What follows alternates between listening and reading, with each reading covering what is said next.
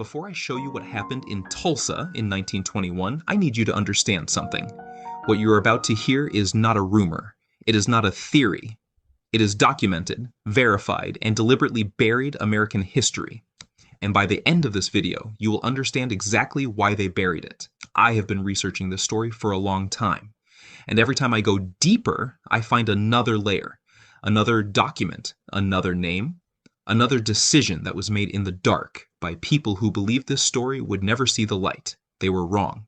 If you have never subscribed to this channel, do it right now, because this is the kind of video that reminds you why this channel exists. This one is going to stay with you. This one is going to change the way you see American history. I promise you that. What if I told you there was a city within a city? A place where Black Americans had built something so extraordinary, so prosperous, so undeniable that the rest of America could not afford to let it exist? What if I told you that city was burned to the ground in a single night? And what if I told you the people who survived were told, for decades, to never speak of it again? That an entire generation grew up in the shadow of something that officially never happened? That children asked their grandparents about the smoke they remembered and were met with silence? What kind of wound does that create? What kind of silence does that require? This is the story of Greenwood, the story of Black Wall Street, and the story of the most deliberate, most calculated erasure of a community in American history. Stay with me, because this goes deeper than you think. To understand what was destroyed in 1921, you have to understand what was built. And to understand what was built, you have to understand the world it was built inside. This is post-Civil War America. Reconstruction has collapsed, Jim Crow laws are tightening across the South and spreading into the Midwest. Black Americans are living under a system designed at every level to prevent the accumulation of wealth, education, and power. Banks would not give them loans. White-owned businesses would not serve them. The law itself was structured to keep them economically paralyzed.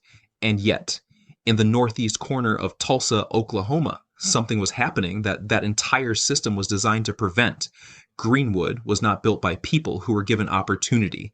It was built by people who were denied it everywhere else and decided to create it themselves. When white-owned businesses refused to serve Black customers, Black entrepreneurs opened their own. When white-owned banks refused Black deposits, Black-owned banks were established. When white hospitals turned Black patients away, Black doctors built their own medical facilities. And those businesses did not just survive, they thrived. The money that was spent inside Greenwood circulated within Greenwood. A dollar spent at a Black-owned store went to a Black-owned supplier, was deposited in a Black-owned bank, was loaned to a Black entrepreneur starting another Black-owned business. Economic historians who have studied this period say that a single dollar could circulate within Greenwood up to 36 times before leaving the community. 36 times.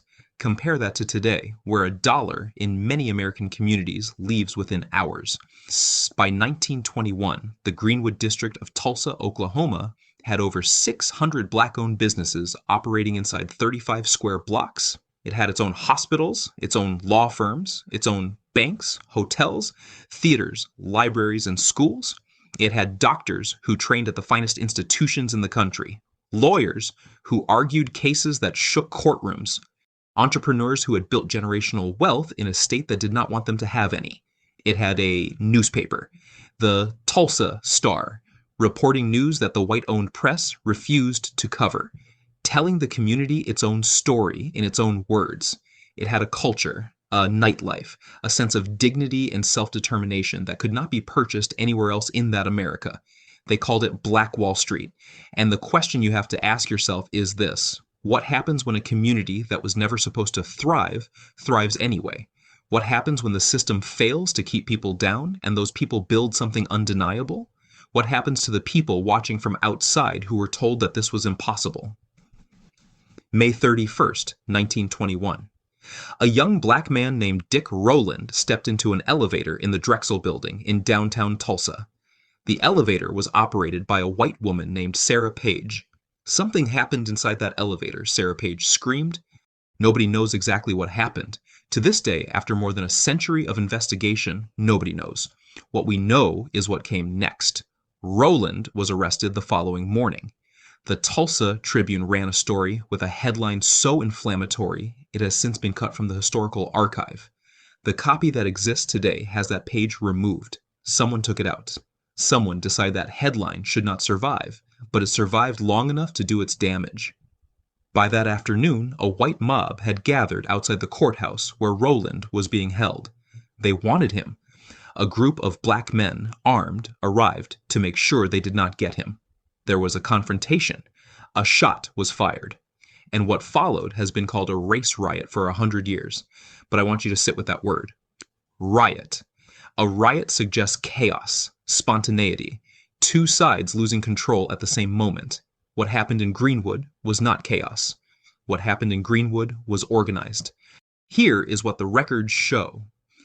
By the evening of May 31st, the Tulsa Police Department had begun deputizing white civilians, giving them badges, giving them authority, giving them weapons, and pointing them toward Greenwood.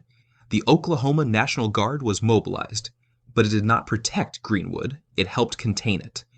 Guardsmen assisted in detaining black residents, rounding up thousands and holding them in internment centers across the city while their homes burned behind them. Private aircraft appeared over Greenwood in the early hours of June 1st. Witnesses, multiple witnesses, reported gunfire coming from the air. They reported seeing objects dropped from planes onto structures that then caught fire. The official investigations have never fully accounted for what those planes were doing. The question has been asked for 100 years, and the answer has never been satisfying. Think about that. Aircraft over an American neighborhood in 1921, and then the ground assault. Armed men moved through Greenwood street by street. They did not just burn, they looted first. Furniture was carried out of homes before the homes were set on fire. Businesses were emptied before they were destroyed. It was not the destruction of property. It was the theft of everything that could be taken and the annihilation of everything that could not. Churches burned. Schools burned. The Greenwood office of the Tulsa Star burned. Medical offices where black doctors had treated black patients burned. Hotels, theaters, law offices, beauty parlors, grocery stores, all of it. 35 blocks, reduced to rubble in less than 16 hours. And when the sun came up on June 1st, 1921, Greenwood was gone. Now here's where the story becomes something else entirely, because the destruction of Greenwood in one night, as horrific as it was, is not the most disturbing part of this story. The most disturbing part is what came after. How do you erase a massacre? You start with the survivors. You arrest them first while their homes are still burning, so they spend the first hours of their grief in a detention center instead of organizing, instead of documenting, instead of speaking to anyone who might record what they saw. Then you tell them to be quiet. You make clear through pressure and threat and the raw demonstration of what just happened to people who had built too much, that silence is the price of survival. Many survivors never spoke about it for the rest of their lives, not to their children, not to their grandchildren. Some took it to their graves. Entire families carried a wound that had no name because the wound was not allowed to have a name. Then you handle the records. Insurance claims filed by Greenwood residents were denied, every single one. The policies had riot clauses, and the city that had deputized the men who burned Greenwood, the city that had mobilized the guard, that detained Greenwood's residents, that city classified what happened as a riot. And the insurance companies closed their files, reparations were discussed, promised even in the immediate aftermath, when the scale of the destruction was undeniable, and then they were quietly abandoned. The promises dissolved, the committees were dissolved. The moment passed, and the city rebuilt around Greenwood, not with it. Urban renewal projects in the following decades took what remained of the Greenwood district and cut a highway through it. Literal concrete poured over the ground where Black Wall Street had stood. Then you go after the schools. This is the part that I cannot move past quickly, because this is the part that explains why so many Americans have never heard this story. For 75 years, the Tulsa Race Massacre was kept out of Oklahoma school curricula by state law. Not by accident, not by oversight, by law. Generations of children grew up in that state and never heard a single word about what happened 35 blocks from where their parents worked and shopped and went to church. 75 years. Think about what it takes to sustain that. Think about the number of decisions, the number of people, the number of years of active maintenance required to keep a story that size out of the classroom. This was not forgetting. Forgetting is passive. This was a choice. Made deliberately, renewed deliberately, sustained deliberately across 3/4 of a century. And here's the question that should keep you up at night. How many people died? The official death toll says 36. 36 people. That is the number that appears in the records. That is the number that has been cited for 100 years. But survivors described something very different. They described bodies being loaded onto trucks in the dark. They described mass graves. They described a scale of death that 36 cannot contain. Modern forensic investigations have identified potential burial sites that the official record never acknowledged. Ground-penetrating radar has found anomalies in locations that match survivor testimony. The Oklahoma State Commission that investigated the massacre in the late 1990s concluded that the official death toll was almost certainly wrong. Some researchers believe the true number could be 10 times the official count, 360 people, or more. We do not know. And that is not an accident. That is a choice that was made in the immediate aftermath of June 1st, 1921, by people who understood that the number mattered, that the difference between 36 and 360 was the difference between a tragic incident and something that demanded a national reckoning. So they chose 36, and they buried the rest. Here is what survived the fire. Memory. The kind that lives in the body, not in documents. The kind that passes between people in quiet rooms when the children are asleep. A handful of photographs taken before the burning. Images of streets lined with prosperous businesses, of families standing in front of homes they built with their own hands. Of a community that looked, because it was, like proof of something remarkable. Elderly survivors who finally began to speak in the 1990s when researchers came to them with recorders and notebooks and said, "We want to know." Survivors in their 80s and 90s who had carried this for 70 years and finally had somewhere to put it.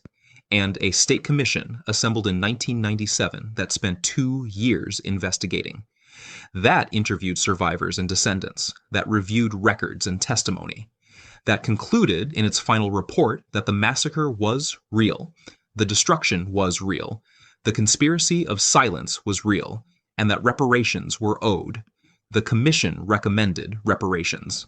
Oklahoma did not pay them, but it did finally in 2020 add the Tulsa Race Massacre to its required school curriculum. 2020, 100 years after it happened. 100 years after they burned it down, Oklahoma finally decided that children were allowed to know it existed. I want you to sit with something before we end. Greenwood was not destroyed because of an elevator. Whatever happened between Dick Rowland and Sarah Page in that elevator, it was not the reason 35 blocks burned. It was not the reason aircraft appeared over an American neighborhood. It was not the reason the National Guard helped contain black residents while their homes were looted and destroyed. Greenwood was destroyed because of what it represented, because it existed as an answer to a question that certain people needed to remain unanswered. What happens when you give black Americans nothing and they build everything anyway?